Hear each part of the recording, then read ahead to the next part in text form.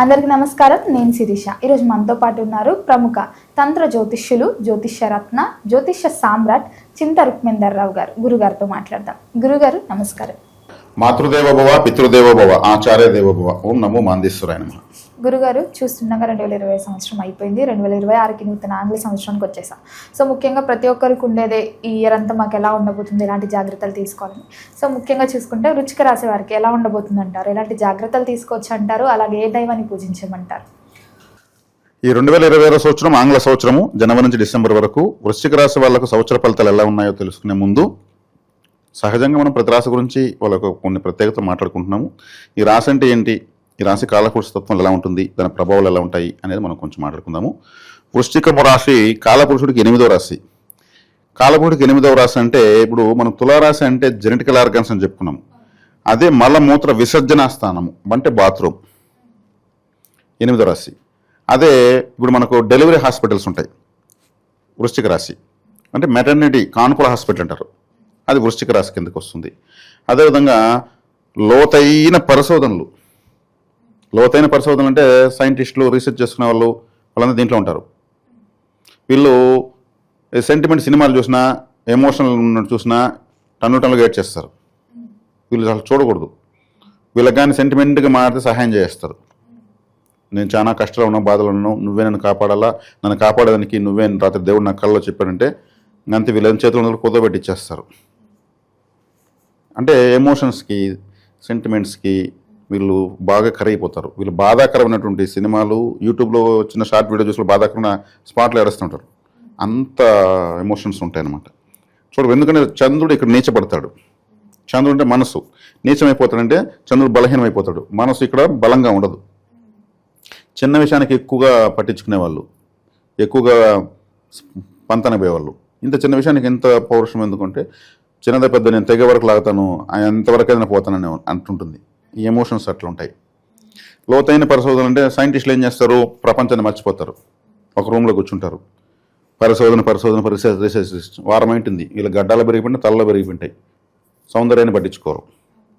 ఇక్కడ వచ్చేకాడికి నేను బాత్రూమ్ అను అంటే ఒక బురద, ఒక డ్రైనేజీ, ఇదంతా. కానీ విశేషం ఏమంటే ఈ రాశిలోనే లక్ష్మీదేవి పుట్టింది. తామర పువ్వు పుట్టేది బురదలోనే కదా. బ్రహ్మదేవుడు సృష్టికర్త పుట్టేది ఇక్కడే కదా. మరి సృష్టికర్త అంటే అందుకే నేను చెప్పింది డెలివరీ హాస్పిటల్స్, ఎవరైనా పుట్టాల్సిందే హాస్పిటల్లో, అంతే కదా. సాక్షాత్ లక్ష్మీదేవి ఇక్కడ పుట్టింది. సృష్టికర్త బ్రహ్మదేవుడు తామర పువ్వులోనే ఉంటాడు. ఇక్కడ అనురాధ నక్షత్రం అంటే తామర పువ్వు. మరి ఈ అనురాధ నక్షత్రం అంటే తామర పువ్వు అన్నాను కదా. నరేంద్ర మోడీ అనురాధ నక్షత్రం పుట్టాడు. ఆయన అట్టడుగు స్థాయి నుంచి ఒక దేవుడైన స్థాయికి వచ్చాడు. బురదలో నుంచి తామర పువ్వు వస్తుంది, దాంట్లో దేవతలు కూర్చుంటారు. అట్టడుగు వర్గాలను అభివృద్ధి చేసేవాళ్ళు ఈ నక్షత్రంలో అనురాధలో పుడతారు. బాధపడితే సహాయం చేస్తున్నారు కదా నరేంద్ర మోడీ గారు. ఎంతమందికి అన్ని మతాలను, ముస్లిం కంట్రీస్లో కూడా ముస్లిమ్స్కి ఇన్ని బెనిఫిట్స్, అన్ని బెనిఫిట్స్ కూడా ముస్లిమ్స్కి ఏర్పాటు చేస్తాడు ఆయన. ఎవరైనా సరే పేద బలుగు బలహీన వాళ్ళ బాగుండాలని. అది ఈ రాశి యొక్క ప్రత్యేకత. ఇక్కడ మనం బాత్రూమ్ అన్నామని, బురద అన్నామని, మలమూత్ర విసర్జన స్థానం అన్నామని మనం వాడు ఫీల్ అవ్వాల్సిన అవసరం లేదు. వాస్తవంగా బాత్రూమ్ లేకపోతే ఇంట్లో బిడ్డను కూడా ఎవరు. మా అమ్మాయి అసలు ఇంట్లో ఏమో కనీసం బాత్రూమ్ కూడా అంటారు. ప్రతి ఒక్కటి గొప్పదే. ఆ గొప్పదనాన్ని ఎలా ఉంటుందో మనం చూపిస్తున్నాం అంతే. కాబట్టి వీళ్ళ మనస్తత్వం ఎలా ఉంటుంది, ఈ రాశి యొక్క శక్తి ఎక్కువ, పట్టుదల ఎక్కువ. ఈ డ్రైనేజీలు, మురికి గుంటలు, ఇట్లాంటి జలమంతా కూడా ఇది సూచిస్తుంది. అదే సముద్రాన్ని, ఆ సముద్రము జలమే, అదే మీనరాశి సూచిస్తుంది. అదే తాగేటువంటి చెరువుల నీళ్లు ఇటువంటివంతా కూడా కర్కాటక రాశి సూచిస్తుంది. అన్ని జలరాశులే. ఇది దుర్గంధమైన జలాన్ని సూచిస్తుంది. అందుకే ఇంకోటి ఏమంటారంటే, ఇది పరిశోధన కాబట్టి బురదలో కాలు పెట్టకపోతే చేతిలోకి అన్నం రాదు అని ఒక సామెత ఉంది. అంటే వ్యవసాయం అంటే మడుసు తొక్కి వ్యవసాయం లేకపోతే అన్నం వస్తుందా? కాబట్టి అత్యంత గొప్ప రాశి, ప్రపంచానికి అవసరమైనటువంటి తత్వము ఇక్కడ ఉంది. మనం మనిషి జన్మించాలంటే కూడా ఈ రాశే కారకమవుతుంది. లేదా మనిషి ఎలా పుడతాడు, ఏమి అన్ని ఈ సమాజం ఎలా ఎంజాయ్ చేస్తాడు, కష్టమైన సుఖమైన అన్నీ ఎంజాయ్సే. మనం సుఖమే కావాలనుకుంటాం, కష్టం రాకూడదు అనుకుంటాం. కానీ అది వచ్చినప్పుడు దీని విలువ తెలుస్తుంది, ఇది వచ్చినప్పుడు దాని విలువ తెలుస్తుంది. కాబట్టి విలువలతో కూడుకుని రాసి కష్టపడుతున్న వాళ్ళు, అట్టడుగు ఉన్న వాళ్ళు అత్యున్నత స్థాయికి వెళ్ళే వాళ్ళు ఈ రాశిలో పుడతారు. అందుకే నరేంద్ర మోడీ గారు టీ స్టాల్ వేసుకుంటారు, టీ బాయ్ ఏదేదో అంటారు. ఆయన ప్రపంచంలో నెంబర్ 1గా దేశాన్ని నిలబడేసాడు. ఆయనకు అన్ని కష్టాలు తెలుసు, సామాన్యుడి కష్టం తెలుసు, ఆకలి బాధ తెలుసు. అన్నం తినలేని, ఆకలితో అన్నం తినలేని వాళ్ళు టీలు దాక్కుంటూ ఉంటారు. తక్కువ ఖర్చుతో పోతుంది, టీలు దాగి ఆకలిని చంపుతుంటారు. మరి ఆయనకి ఎంత తెలుసు ఉండాలా? వాళ్ళ నాన్న ఎవరు తెలియదు. ప్రధానమంత్రుల తాత ముత్తాతలు ఉన్న వాళ్ళు ప్రధానమంత్రులు కాలేకపోతున్నారు. మరి ఆయన ఏ ప్రధానమంత్రులు పుట్టాడైనా? అట్టడుగు స్థాయి నుంచి అత్యున్నతమైన స్థాయికి వెళ్ళాడు. వాళ్ళ పార్టీ గుర్తేమి? ఆయన పుట్టింది ఎక్కడ? తామర పువ్వు నక్షత్రం కదా పుట్టాడు. ఇంతకుమించి జ్యోతిష్యం ఏం కావాలి మనకు? కాబట్టి కృషితో నాసి దుర్భిక్షం, కష్టపడేవాడికి దరిద్రం లేదని తెలియజేస్తుంది. స్త్రీ యొక్క ప్రసవ వేదన తెలియజేస్తుంది. ఇదే ఈ రాశి. అంతకుమించిన వేదన లేదు. అందుకే అత్యున్నతమైన స్థాయిలో తల్లి, మొదటి గురువు తల్లి. మరి నేనేం చెప్తున్నాను ప్రతి వీడియోకి? మాతృదేవోభవ అంటున్నాను. మరి ఈశ్వరుని, మహావిష్ణువుని ఇంకెవరో చెప్పడం లేదు. ఎందుకు? మా అమ్మ తర్వాత ఏ దేవుడైనా వాళ్ళని పిలవకపోయినా నాకు వచ్చిన నష్టం లేదు. మా అమ్మని తెలుసుకో నేనేం చేయలేను. నాకు జ్యోతిషం వచ్చినట్టే మా అమ్మే నాకు కారణము, నా గురువే మా అమ్మ. ఎన్నో వీడియోలు చెప్పాను. అది మాతృశక్తిని ప్రపంచానికి తెలియజేసినటువంటి గొప్ప రాశి ఇది. కాబట్టి ఈ రాశి యొక్క లక్షణాలు ఇవి. ఈ సంవత్సరం వీళ్ళకి ఉంటుంది మాట్లాడుతుంది. 4వ ఇంట్లో రాహువు, 4వ ఇంట్లో 7 గ్రహాలు, 10వ ఇంట్లో కేతువు, అష్టమంలో గురువు, పంచమంలో శని. ఓవరాల్గా చూసుకుంటే ఎట్లుందంటే ఒక జింక ఒక 4 పిల్లలతో అడవిలో వెళ్తా ఉంది. పిల్లలేమి, మన అమ్మ ఉంది, మనకేమి ఇబ్బంది లేదు. పులి వచ్చినా సింహం వచ్చినా మన అమ్మ ముందు బలాదోర్. జింకేమి పిల్లలతో తీసుకెళ్తా ఉంది. తల్లి కదా, బిడ్డలను కాపాడుతుంది కదా. ఏ పులి ఏ పక్క వస్తుందో, ఏ సింహం ఏ పక్క వస్తుందో, ఏ వేటగాడు ఏ పక్క వస్తాడో, ఏ ప్రమాదం ఎటువైపు నుంచి వస్తుందో 4 వైపులు చూస్తూ తీసుకెళ్తూ ఉంటుంది. ఎదురుగా ఒక పులి వస్తూ ఉంటుంది. పిల్లలేమో సంతోషంగా ఉంటాయి, మన అమ్మ ఉన్నది మనకేం భయమని. సరే ఆలోచించి పిల్లల్ని తీసుకుని ఇటు వెనక్కి వెళ్తుంది. అటువైపు పోతే అటువైపు తోడేలు వస్తూ ఉంటుంది. దానికి ఆకలే, దీనికి ఆకలే. సరే దీంతోనూ పోరాడలేదు, దాంతోనూ పోరాడలేదు. తల్లి చనిపోతుంది కానీ బిడ్డలను మాత్రం కాపాడాలనుకుంటుంది. సరే ఇటువైపు వెళ్తుంది, 4వ దిక్కుకి వెళ్తుంది. ఇటువైపు వెళ్తే అడవి కార్చుచ్చి అంటుకొని తగలబడి ఇటా వస్తూ ఉంటుంది. పిల్లల దేశం అగ్గిలో పోగలుగుతుందా? 3 దిక్కులు బ్లాక్ అయినాయి. ఇంకోవైపు బయలుదేరుతుంది. ఒక వేటగాడు బాణం చూసుకుని ఒక జింక పిల్లని వాడు గురి చూసుకొని వస్తున్నాడు. ఈ జింక వైపు వస్తున్నాడు. 4 వైపులా చూసింది. 4 పిల్లలు ఉన్నాయి. పిల్లలు మాత్రం సంతోషంగా ఉన్నాయి. మన అమ్మ ఉన్నది మనల్ని కాపాడుతుంది. ఇంత 4 వైపులు వస్తాయేమని ఒక కాన్ఫిడెన్స్ పిల్లలకి ఎప్పుడు తల్లిదండ్రుల పైన. అప్పుడు ఏం చేస్తుంది జింక? ఎవరిని ఎదుర్కోలేదు. మరి ఏం చేస్తుంది? ఒక SMS భగవంతుని పంపిస్తుంది. భగవంతుడా, నన్ను నా పిల్లలు కాపాడు, నాకేమైనా పర్లేదు, నా పిల్లలు బాగుండాలనుకో. ఏ తల్లైనా అదే కోరుకుంటాను. అప్పుడేమవుతుంది? ప్రకృతి ఇప్పుడు భగవంతుడు ఏం చేస్తాడు? రిసీవ్ చేసుకోవాలి కదా, సహాయం చేయాలి కదా. అప్పుడు వేటగాడు ఒక పాముని దొక్కుతాడు. వాడికి తెలియదు. జింకను చూస్తూ అడవిలో కదా పాము ఉంటుంది కదా, పాములో చూసుకోడు. వాడు జింకను చూస్తాడు, పాము అదేం చేస్తుంది? వాడిని ఒక కాటేస్తుంది. మరి నన్ను దొక్కుతామని వాడికి గురి తప్పిపోతుంది. పోయి తోడేలు తగులుతుంది. వాడు గురి తప్పేసి పోయి ఈ పక్క తోడేలు తగులుతుంది. తోడేలు అది అరుస్తూ అది పరిగెత్తుంది. పులికి ఉన్నటువంటి సైకాలజీ పరిగెత్తే దాన్ని ఎక్కువ వేటాడుతుంది. పరిగెత్తిందంటే దానికి వేటాడేందుకు లఘు. ఇది పరిగెత్తి పట్టుకొని తింటే దానికి ఒక రిలాక్స్. దాని సైకాలజీ అది దాని అనుకోండి. ఇది కదా పరిగెత్తా ఉంది, దాని నుండి ఇది పరిగెత్తుంది. పిల్లలు తీసుకుని జింకెళ్తుంది. వృశ్చిక రాశి వాళ్లకు ఇప్పుడు కాలసర్ప దోషము, సప్తగ్రహ కూటమి 4వ ఇంట్లో, అష్టమంలో గురువు, పంచమ శని ఇలా ఉన్నాయి చుట్టూ. ఇవి నేను చెప్పిన వర్ణించిందే ఉంది. కానీ దైవబలం ఒకటి ఉంటే చాలు. ఇటాడు ఇంకా 50 ఉన్నాయి అంతే, ఇంకేం లేదు. వీళ్ళు ఇంకా పరమేశ్వరుని పట్టుకుంటే చాలు. పార్వతీ పరమేశ్వరుడు ఆది దంపతులు. నేను దేనికైనా శివాలయమే చెప్తాను.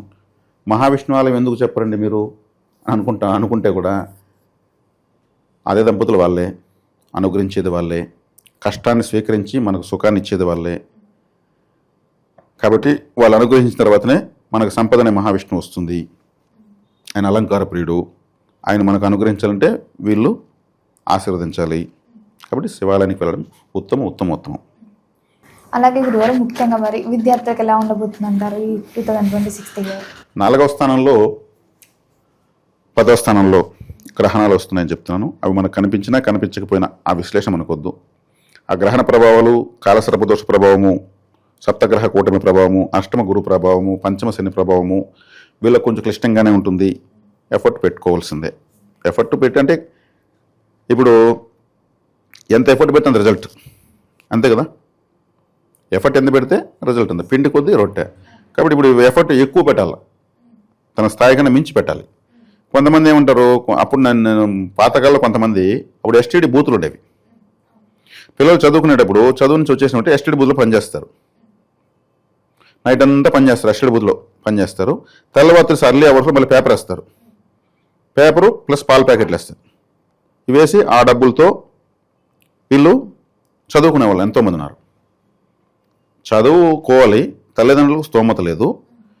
రాత్రంతా వాళ్ళు ఎవడు రాకపోతే హ్యాపీ, ఎందుకంటే పడుకుని నిద్రపోతూ ఉంటారు. వచ్చిన లేపుతాడు, మేలుకుని ఎవడు చూడాల్సిన అవసరం లేదు. అట్లా సగం నిద్ర సగం ఇట్లా కష్టపడి వాళ్ళు గొప్ప వాళ్ళు అయిన వాళ్ళు ఉన్నారు, ఐఏఎస్ అయిన వాళ్ళు ఉన్నారు, గొప్ప స్థాయిలోకి వెళ్ళి ఉన్న వాళ్ళు ఉన్నారు. అందుకే వాళ్ళు ఆ స్థాయిలోకి వెళ్తే సామాన్యుడి కష్టాన్ని తెలుసుకుని ఒక అర్జీ తెస్తున్నారంటే టకామని తీసుకుని చూస్తాడు, వాళ్ళ ఫేస్ చూస్తాడు, రీడింగ్ చూస్తాడు, ఇతని పడిన బాధలు వాళ్ళు కంపేర్ చేసుకుంటాడు, ఓకే టక్మని చేస్తాడు.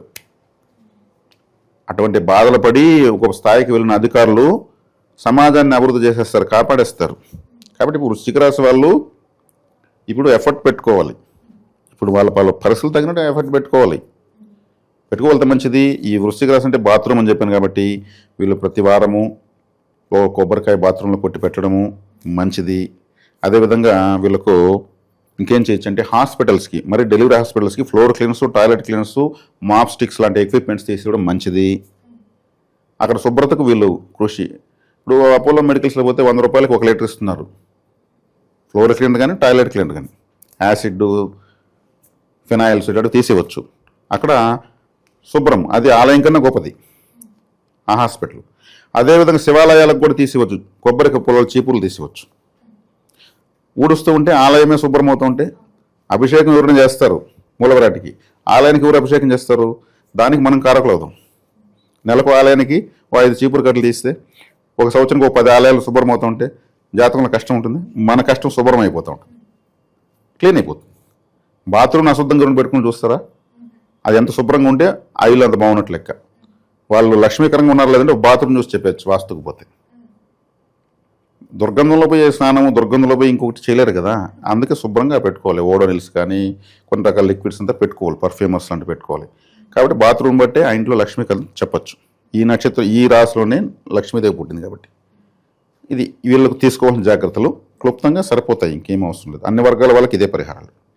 గురుగారు మరి ముఖ్యంగా వివాహ యోగం ఉందంటారా, అలాగే సంతాన యోగం ఉందంటారా? వివాహ యోగము, సంతాన యోగము అంటే వివాహ యోగము వీళ్ళకి ఇప్పుడు గ్రహాలు బాలేవని చెప్పాను, 4 వైపులా కొంచెం స్ట్రిక్ట్ పొజిషన్ ఉందని చెప్పాను. ఇప్పుడు వీళ్ళకి వివాహం కావాలి, వివాహం కూడా వశీకరం కావాలి.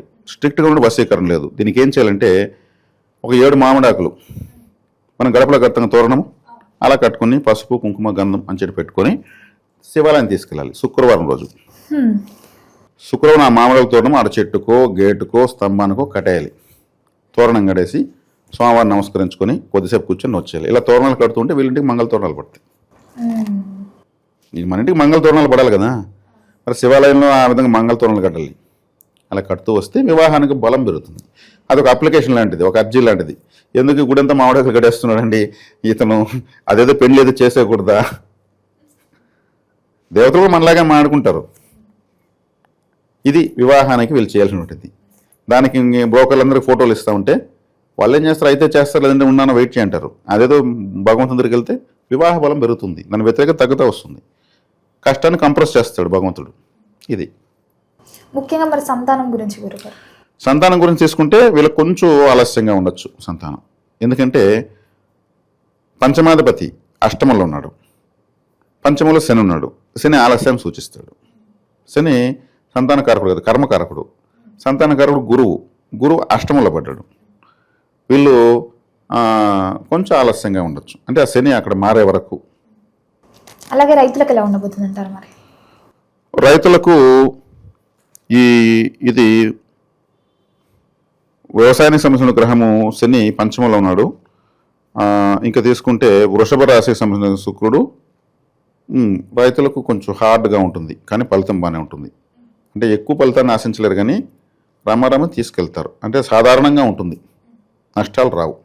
గురుగారు, మరి ఓవరాల్గా ఇయర్ అంతా బాగుండాలంటే ఏ దైవాన్ని పూజించమంటారు? ఎలాంటి పరిహారాలు చేసుకోవాలంటారు? పంచమంలో శని ఉన్నాడు. పంచమ స్థానం అంటే కులదేవతా స్థానము, కులదేవతను ఎక్కువ ఆరాధించాలి. అదేవిధంగా సర్పదోష ప్రభావము, కాలసర్పదోష ప్రభావం ఎంటర్ అవుతా ఉంది 360 డిగ్రీలకు, అంటే ప్రపంచానికి. కాబట్టి గరుడారాధన చేయాలి, గరుకుమంతుల ఆరాధన, కులదేవత ఆరాధన, శివాలయ దర్శనం ఎక్కువ చేసుకోవాలి. ఈ 3 సరిపోతాయి. గురుగారు, మొత్తం మీద వృశ్చిక రాశి వారికి ఎలా ఉండబోతుంది, ఎలాంటి జాగ్రత్తలు తీసుకోవాలి, ఏ దైవాన్ని పూజించాలో తెలియజేసినందుకు ధన్యవాదాలు. ధన్యవాదాలు.